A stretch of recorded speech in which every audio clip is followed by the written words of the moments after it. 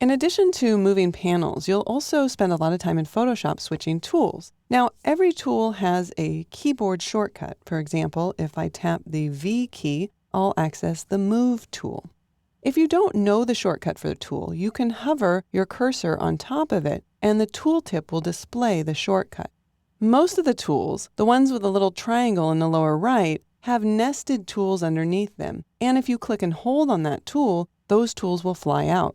And you can see that all of the tools that are nested together have the same keyboard shortcut. So how would I access the other tools if the lasso tool is on top and I want to access one of the nested tools? Well, if I tap the L key again, that simply stays on the lasso. If I hold down the Shift key and tap the L, then I cycle through all of the nested tools that are underneath that primary tool.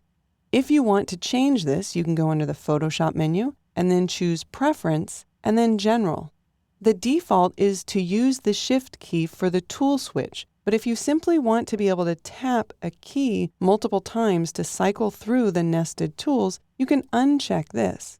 Now, when I tap the L key without the Shift key, you can see that I'm cycling through the tools. So it's up to you whether or not you want that preference. I'll go ahead and select Photoshop Preferences General again. Of course, on Windows, this would be under the Edit menu and then Preferences. And I'm going to require using that Shift key for my tool switch.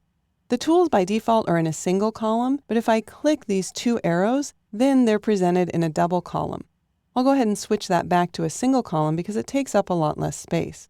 I can also float my tools anywhere by clicking on this little grabber bar and then dragging the tools. Now that they're no longer docked, I can actually reposition them anywhere, including on a secondary screen. I can also nest them with the panels on the right-hand side. If I want to move them back, all I need to do is grab the grabber handle and then move them to the left until I see that solid vertical blue line and release the mouse.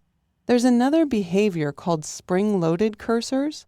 For instance, if I tap the M key to get the marquee tool, and then I want to temporarily swap to another tool, such as the lasso tool, instead of tapping the L key, I can hold down the L key, which would give me the lasso tool. But when I release the L key, I will be sprung right back to the original tool that I had selected. So you should know that there's a difference. If you just tap the key, then you'll be moved to that tool permanently. If you hold down a key, you'll be moved to the tool temporarily, and when you release the key, you'll be taken back to the previous tool.